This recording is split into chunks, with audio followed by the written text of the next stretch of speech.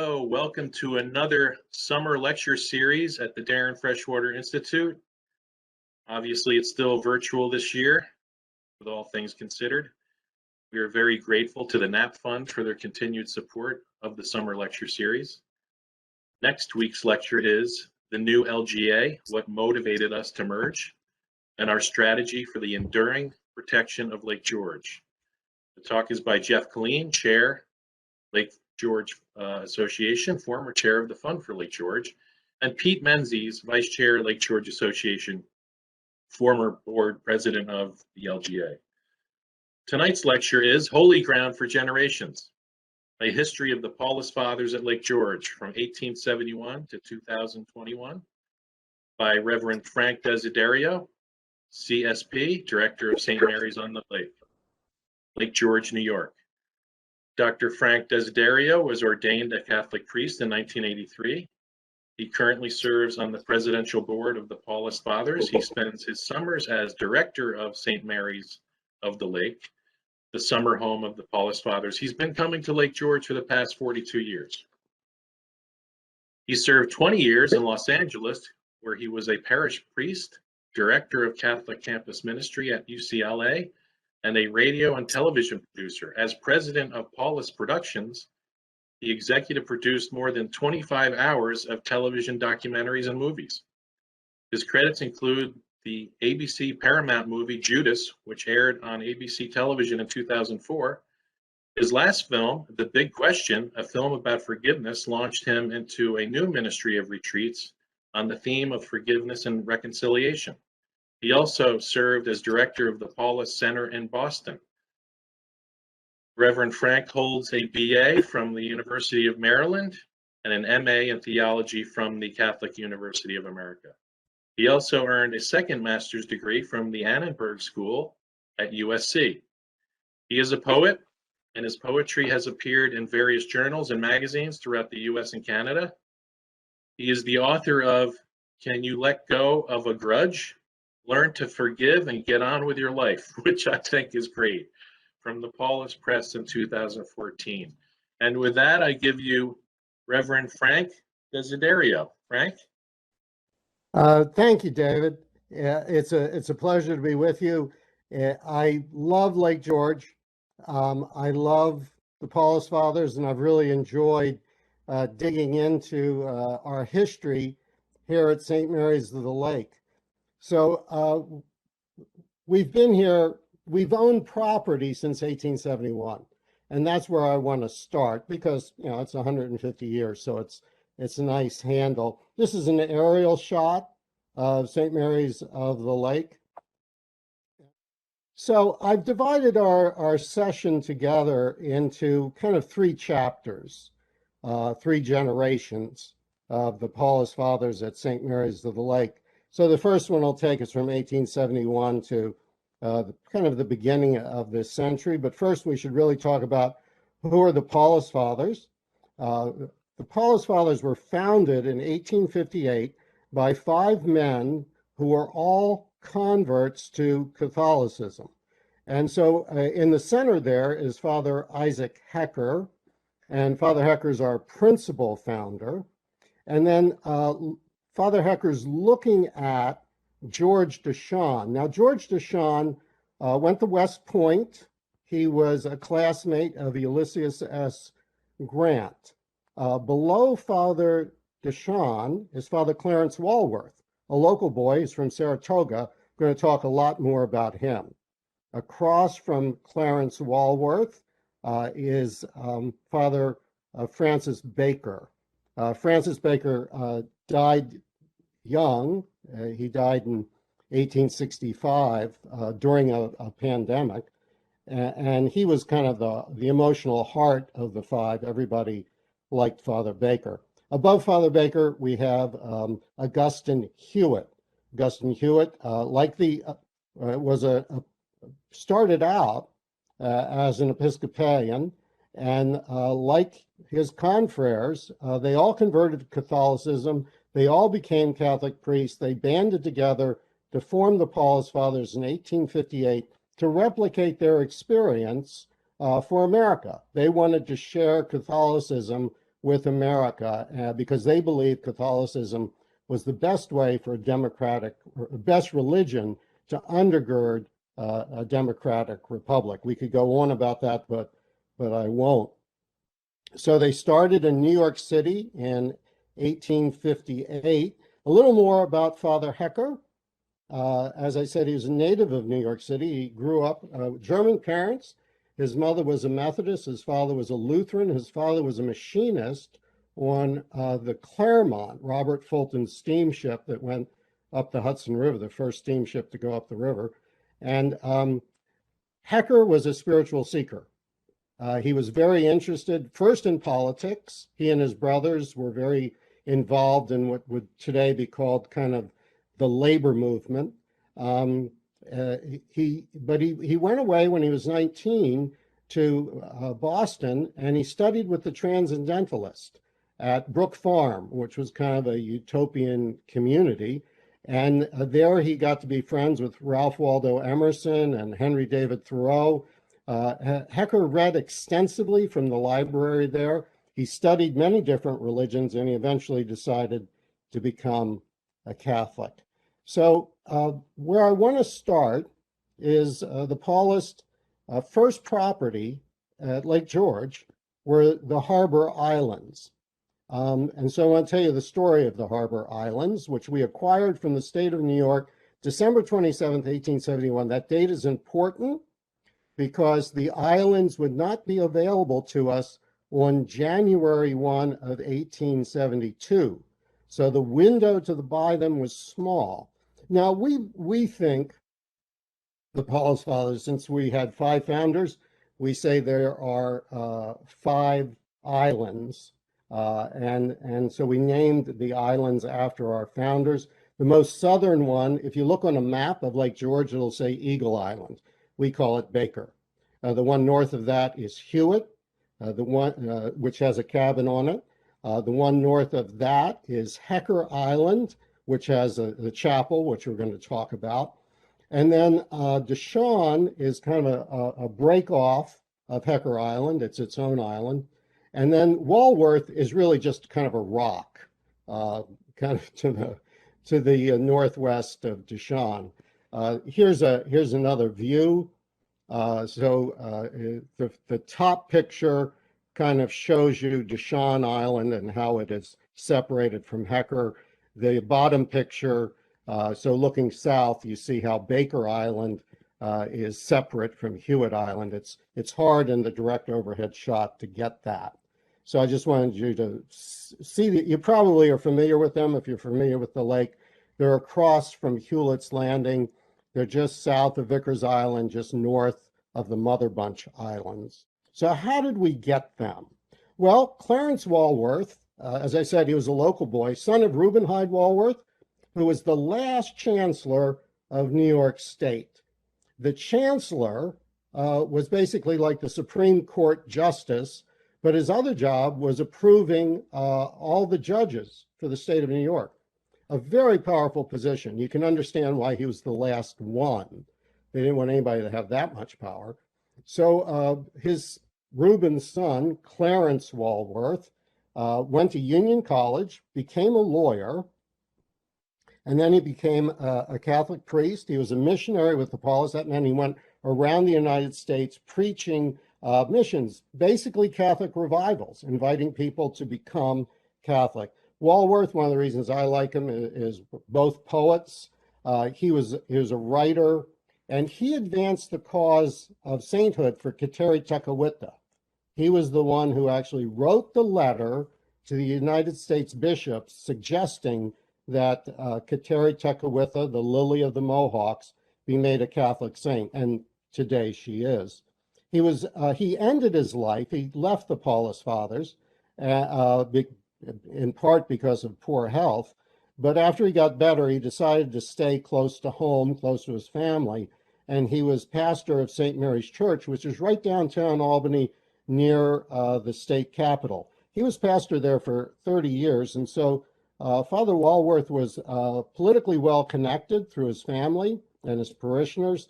And that's how he found out about the islands being for sale. And he thought they would be a wonderful retreat for the Paulists. So he wrote to New York, a city where the other Paulists were, and he suggested the purchase. And they sent north one of their younger members, Father Walter Elliot. Father Elliot, at this point, wasn't even a priest. He was a deacon the year before he was ordained a priest.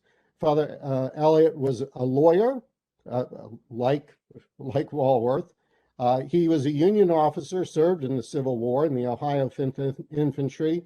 He saw action, and he also wound up as the secretary and biographer of Father Hecker.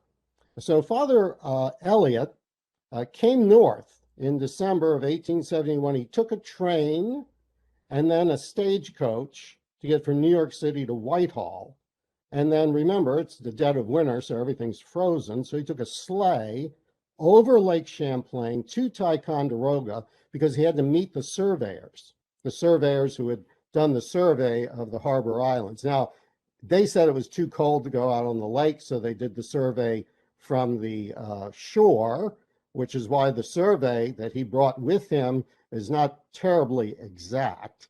But he took that survey, he went backtracked, retraced his steps back to Albany with the survey and $50. And when he got there, he was told, no, they cost $100. So he had to go to his friend, Father Walworth, borrow the $50 so that he had the princely sum of $100 so he could buy the 5 harbor islands, which is how the Paulist came to own those gems in the middle of Lake George. We still use them as a retreat. This is an early picture of the Paulist camping on the harbor islands in a shack. Today we have a cabin that's a little better than the shack. This is a picture I took when I came to open the place up in the summer of 2020, which, as you will remember, was the summer of the census. So some census taker made his way out to Hewitt Island and hung the census form on our door, which that one didn't get sent in, by the way, folks. So I want to talk about the other gem that is on the, I apologize if you hear a sound in the back. That's a truck going up our driveway. I want to talk about the chapel that many of you have probably seen. It's on Hecker Island. It's kind of a landmark on the lake. It's the St. Isaac Jogues Chapel, which was built by Father Peter Moran, a Paulist Father, in 1906. When it was built in 1906, it was called the Corpus Christi Chapel. So because, Father Isaac Jogues, the first European to see Lake George, he named it Lac du Saint-Sacrement because he saw it on the feast of Corpus Christi in 1646. And so we named this chapel in honor of Jogues' memory, the Corpus Christi Chapel. But then when Isaac Jogues was canonized as a saint back in 1930, we changed the name of the chapel to the Isaac Jogues Chapel. So today it's the Isaac Jogues Chapel. It was built as by carrying sand and stone to build the foundation, and the lumber. It was all pulled over during the winter on sleighs, and then in the summer of 1906 it was constructed. There's the earliest picture we have of it, and then a modern picture on the other side of that. Inside the chapel, which is pretty small, it's only 12 by 12. Inside the chapel is a stained glass window of St. Andrew and St. Peter. You may remember from your scripture that Andrew and Peter were brothers and they were fishermen. So it kind of makes sense that they would be on a body of water, in a chapel on a body of water. Over the years, the chapel has been used by the Paulist Fathers for Mass. So here in that picture at the top is from a postcard from 1918, and so the picture, which is on my left is a student mass in 1947. Actually, two of the young men in the picture I lived with, Father Johnny Lynch, who was taught at Catholic University, and Father Jim McNulty, who I lived with for many years out in Los Angeles. And then I led a painting party. The other picture, I led a painting party in 1996. That's me in the white robe in the center. We celebrated Mass with a number of our priests and students when we went out there to repaint the chapel in 1996. So here's an aerial view of the chapel. And what I want to do is I want to jump across, to Hewlett's Landing. So going across the lake to the east to this chapel at Hewlett's Landing that was built in 1903. Again, Father Peter Moran was involved and Father John J. Burke. Another interesting character, he acted as a secret ambassador for the United States government during the US and Mexican War. And he also helped start what is now the United States Conference of Catholic Bishops. That's John J. Burke. And they built what they described as an inelegant but commodious wooden church on donated land. And that picture is from the dedication, all those people in their finery from 1903. Here's another picture a little later when it got fixed up, and then a picture of the interior the year it was built. So you can see the gaps in the boards, which is why it was inelegant but commodious. And then here's an even later picture of the chapel with wings that have been added. And today, what you would see would be the St. Mary of the Assumption in Hewlett's Landing. This is a more contemporary picture.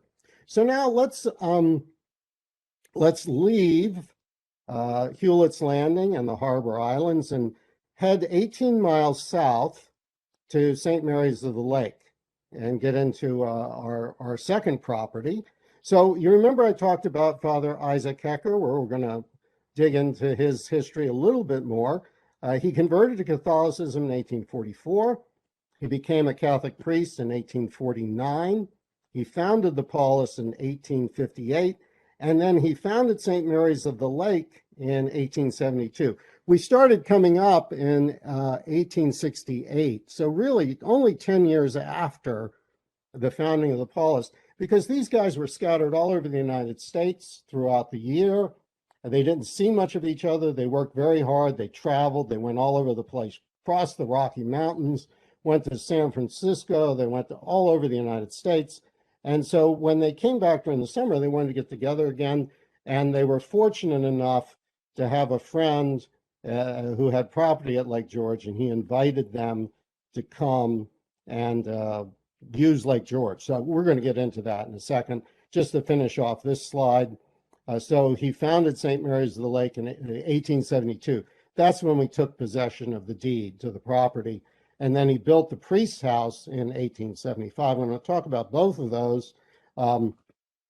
We got the property from Charles Sloan O'Connor. He was a New York City judge, Irish American. He was considered to be an excellent lawyer.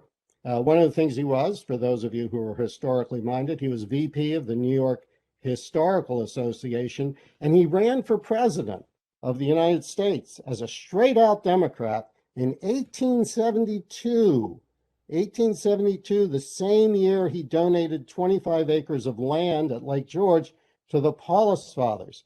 Some politically minded people say the reason he donated the land to us was to curry favor with the Catholic vote.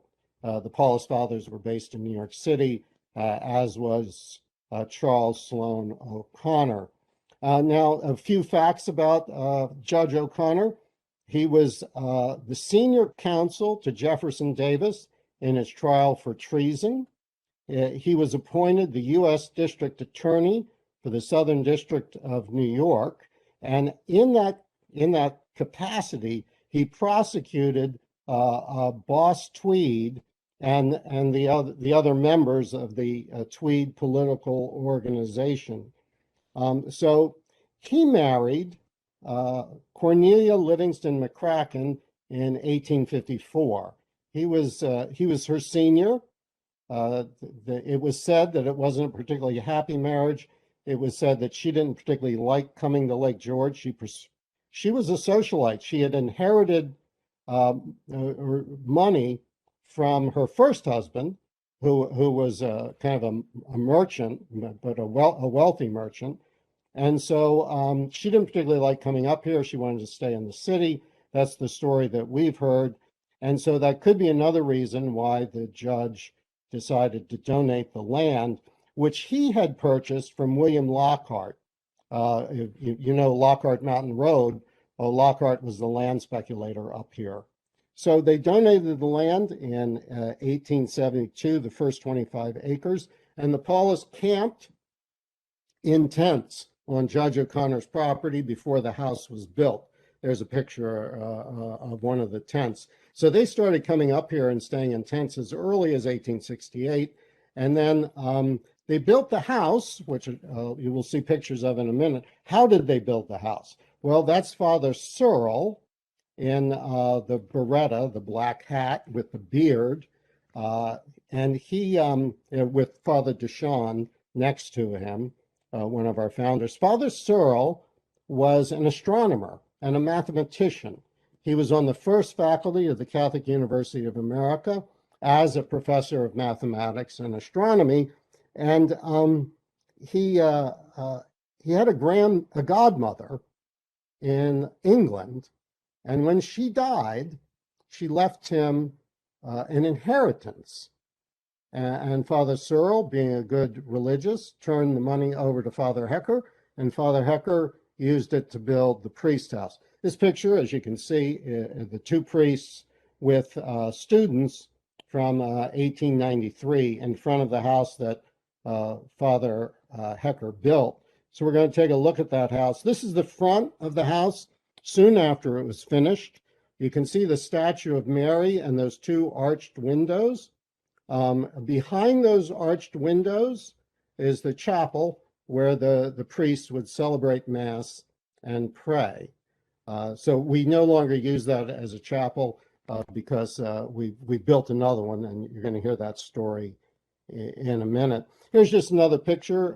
Father Augustine Hewitt, he was, after Father Hecker died, he became the second superior general of the Paulist Fathers, and here he is on the porch of the priest house around 1880. So every Paulist who has ever lived has been at St. Mary's of the Lake, except for three, the three who died between 1858 and 1868, including Francis Baker, one of our founders. So here's a picture of the common room in the center of the priest house, with a picture of the students studying around 1890. That table you see, we just found it in a pile of old rubbish under the student house in a crawl space, and we're rebuilding it. We're taking it apart and fixing it up, replacing some rotten wood, restaining it, and we're going to bring it back to what it was. So we also have a picture, thanks to Charlie Kreitler, who took this picture through a fisheye lens. This is Father Hecker's bedroom.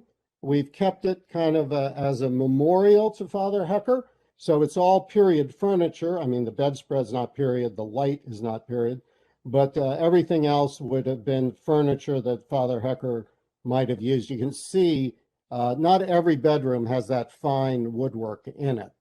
But this particular bedroom does, and so we keep it as a shrine to Father Hecker. Charlie Kreitler also took this picture of our common room. This is like our living room in the priest's house. Above the fireplace is a picture of Isaac Jogues, the Jesuit who was martyred near here. And here's a picture of Father Jogues' portrait and our fireplace. as the first fire I built this season. So now let's go down to the lakefront to look up. There's our boathouse. To the left of the boathouse was a caretaker's house, which is no longer there. The foundation is, but not the building. So this is around 1893. And you can see above the boathouse is the priest house. You see the statue of Mary and the arched windows, which we saw before. And then to the right of that is the student house. So that's the building I want to go to next. The student house, there's a close-up of it. You see it a little better. This is what it was like in 1893.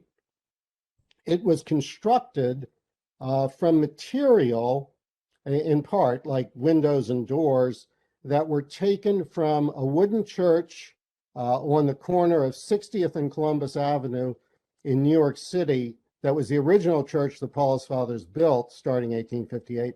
We demolished that church to build a great stone edifice, which is the second largest Catholic church in New York City today. And we took material from that wooden church and we brought it up here to build the student house.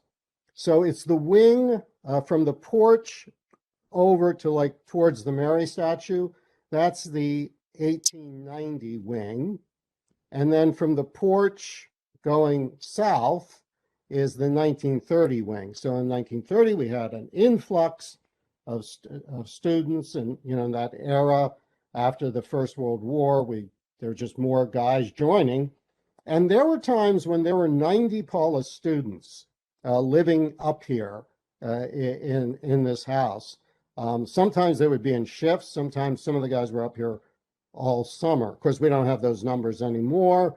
But we still do have our students come up here every August. Here's what it looks like from the back of the student house. You were looking at the front before. So this is what it looked like in 1932. And then the other side is a more contemporary picture of the student house. So this is the front of the student house. So kind of mid last century. I suspect, I don't have a date on this, but the reason I'm showing you, I want you to focus on the porch. Today, that porch is screened in. Above the porch would be the chapel, the student chapel. And that's now a meeting room since we have a separate chapel. But this is a picture from 1950 of the Paulist students on the porch. You can see they're reading, they're playing cards, they're looking at the newspaper. Many of them are wearing the Paulist habit, which was basically just a black robe with a white collar and 5 buttons. It closed with 5 buttons along the shoulder, 1 button for each of our founders. So now let's go to our second generation, our second chapter in the story, basically from the kind of the beginning of the century to after the Second World War. It's called St. Mary's of the Lake. The Feast of the Assumption of Mary, which is a feast in the Roman Catholic Church, is always on August 15th. We always have a party. That's kind of our patronal feast here. So this is the gathering that we had on the Feast of the Assumption, August 15th, 1944. Bishop Gibbons, the Bishop of Albany at the time, came up for the party, and here's a picture of all the Paulists. We've certainly gotten much more casual. We always have an open house on the Sunday closest to August 15th, and we invite friends in, our neighbors. And then at the open house in 2015, you can see it's a much more casual affair. That's me in the center holding the sign. And this is several of the Paulists who came up for that celebration afterwards. This is the picture is taken in our dining room. I want to talk about another chapter in the Paulist history that happened, part of which happened up here at Lake George. We used to give trailer missions. Remember I said we basically preached revivals? Well, one of the things we would have these motor missions, motor chapels. And this one in 1949 was preached by Deacon Bob Barrett from the St. Paul Catholic Motor Chapel in Shepherd Park.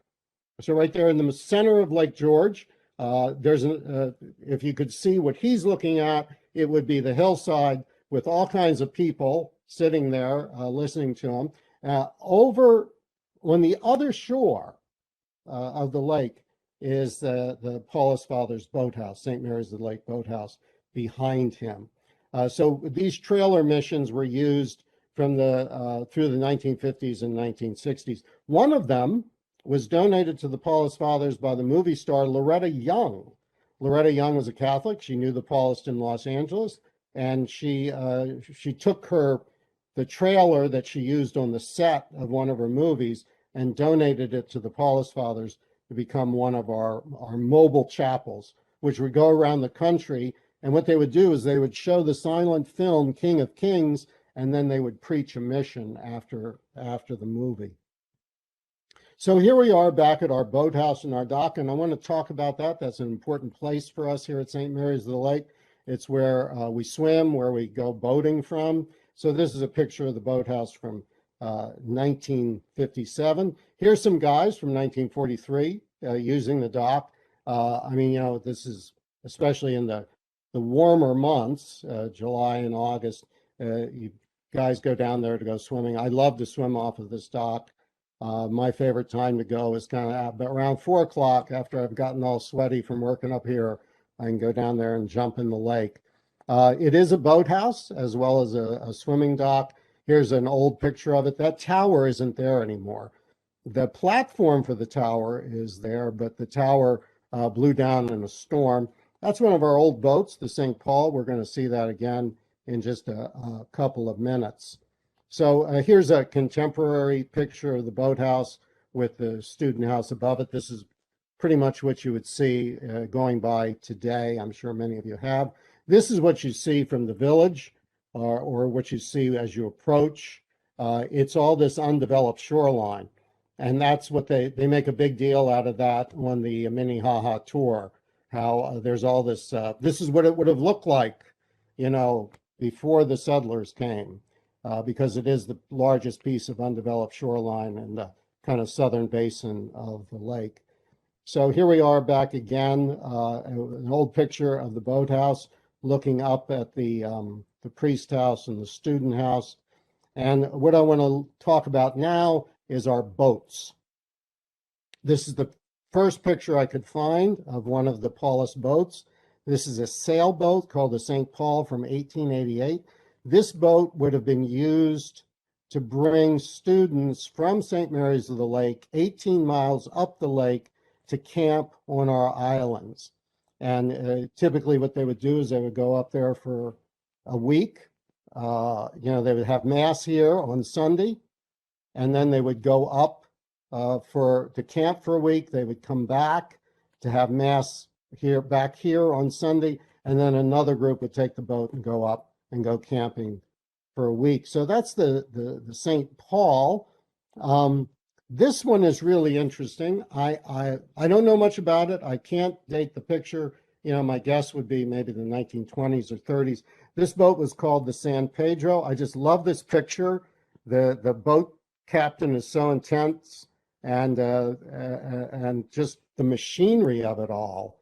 You know, today this is it's kind of the Model T of boats. Here's another picture of it, but this one has a cover over the engine. That's at an old dock at our islands. These guys have just pulled up to the dock on Hewitt Island.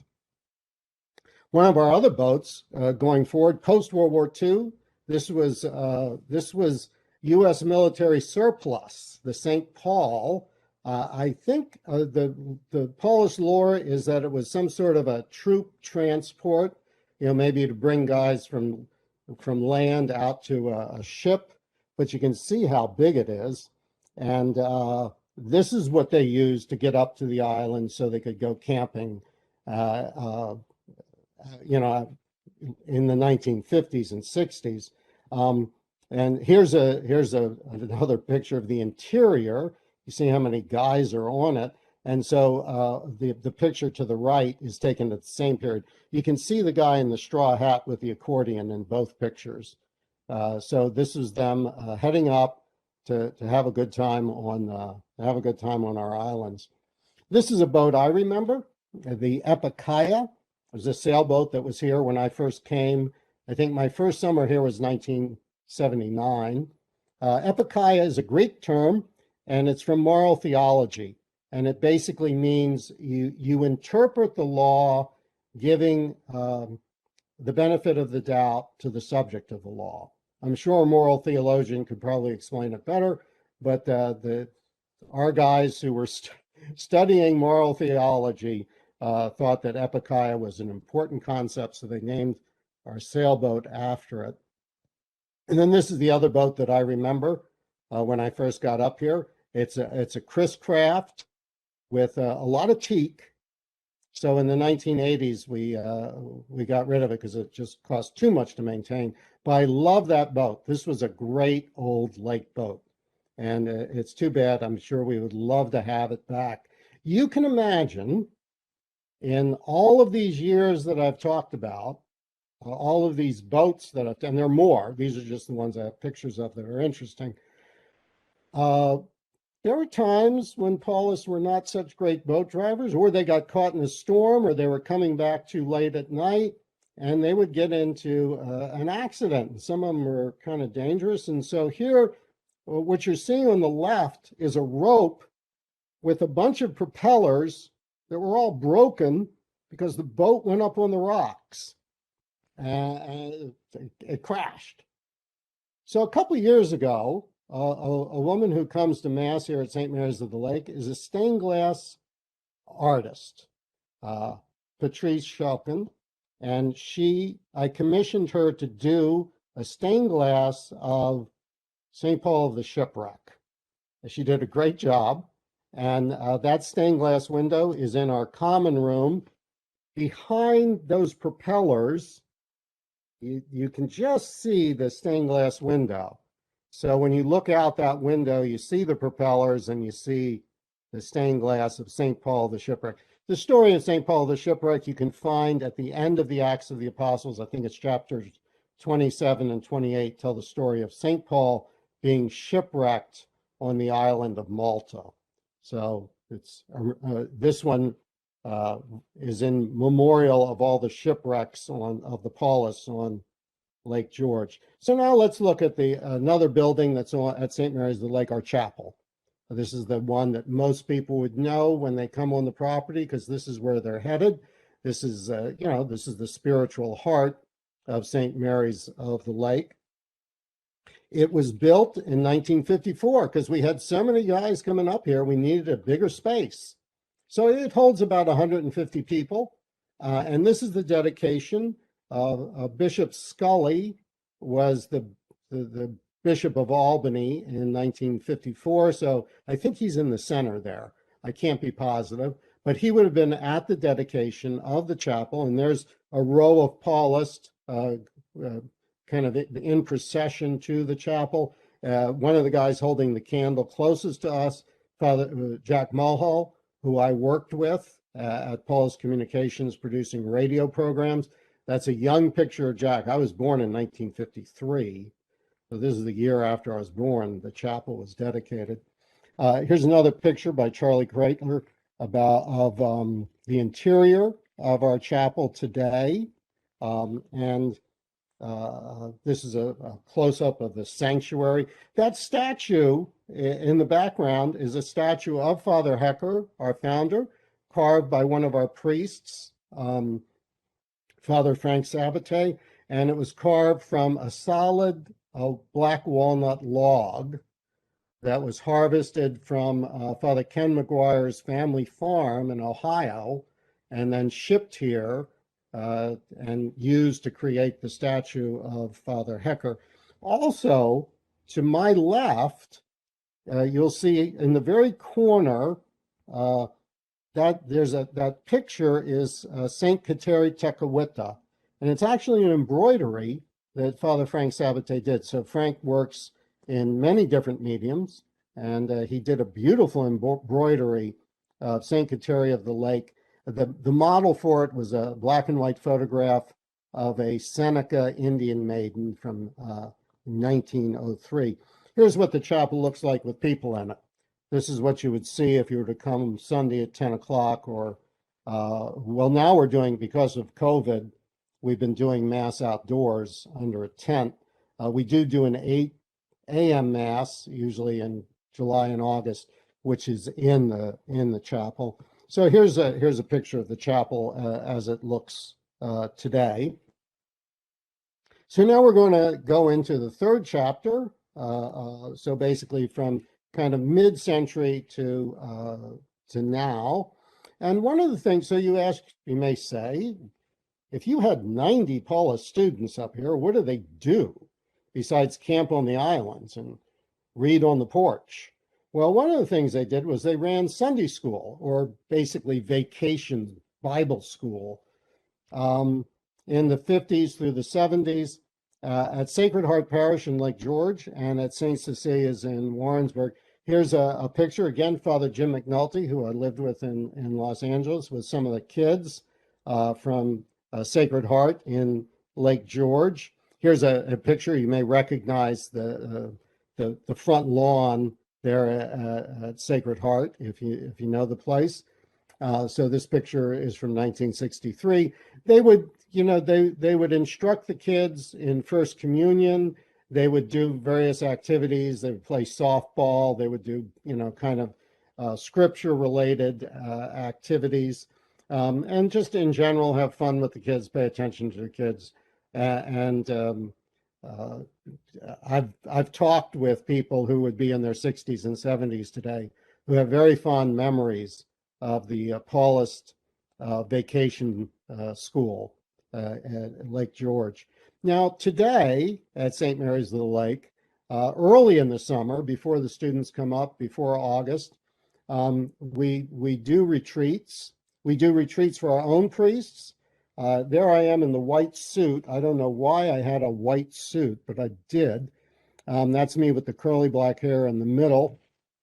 And a bunch of my confreres.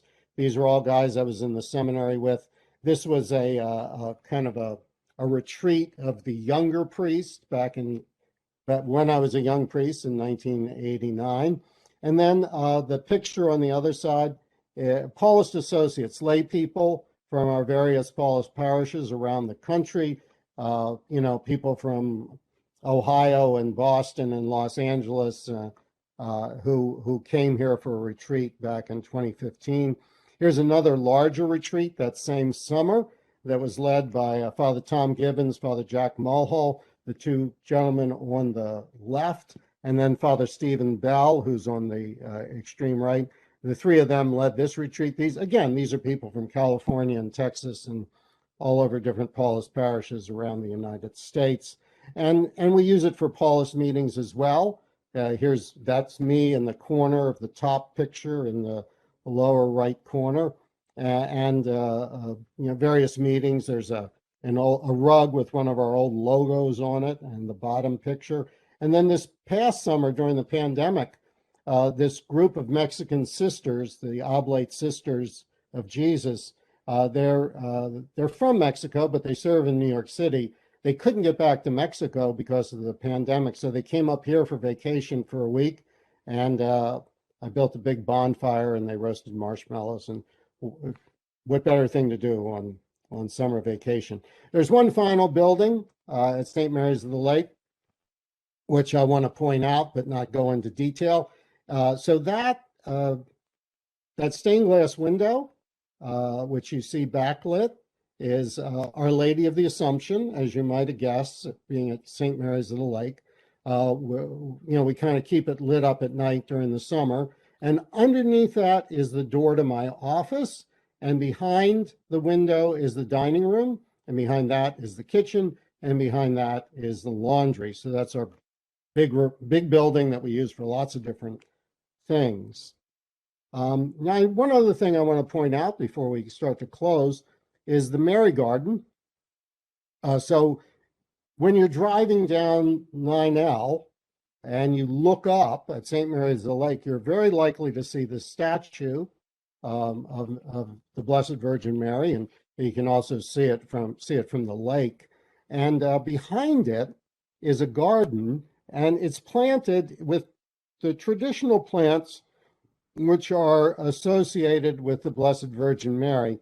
This garden is the gift of one of our supporters, who is a close friend of Father Vinnie McKiernan. Father Vinnie was up here already this summer. He's 92 years old. And for as long as I can remember, in June, he's been bringing people up here on retreats. And so some of his friends, he was stationed in Boston. He's been in Ohio for over 20 years now at the University of Ohio in Columbus at the Catholic campus ministry there. And so Vinnie's friends got together and dedicated this Mary Garden to him in his honor. So there's the mini ha-ha going past Mary. So this is a picture of it at night, and I want to close out our presentation with the thing that every Paulist will talk about when they come to St. Mary's of the Lake, which are after dinner, sitting on the front porch, looking at the sunset, because you never know what you're going to get from day to day. You get beautiful sunsets up here. And so I think every Paulist has memories of sitting on the porch after dinner, talking and watching the sunset, or maybe even going down and sitting in the Adirondack chairs. So that's a very brief history of St. Mary's of the Lake. If you want to say, I know what that boat was, and give me some information about it, you can email me. That's my email, lakegeorge@paulist.org, and I'd be happy to hear from you. Oh, by the way, a lot of the information I got is a book which is the same title as the talk, Holy Ground for Generations, and I have copies of this book, which I will give you a once in a generation discount for. If you email me, we'll figure out how to get you a copy for $30. So it's cheap at the price. It's a great coffee table book.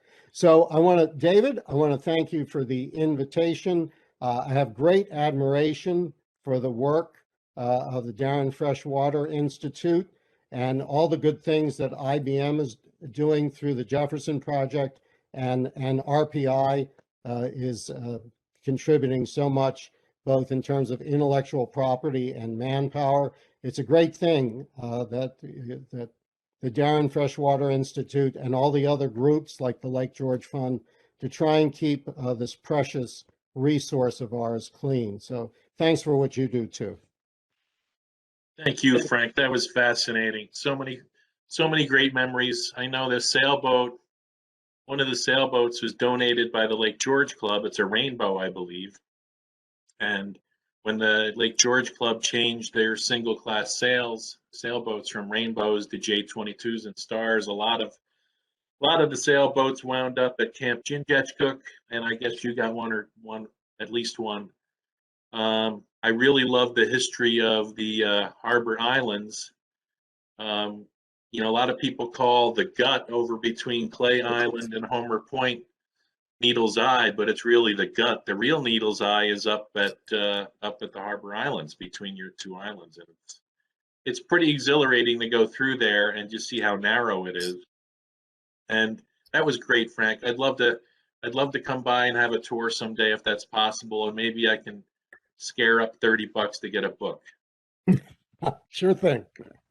All right. That was great, Reverend Frank. Thank you so much. And we'll see you next time at the summer lecture series for the Darren Freshwater Institute. You have a great day. Stay safe and be well. Take care.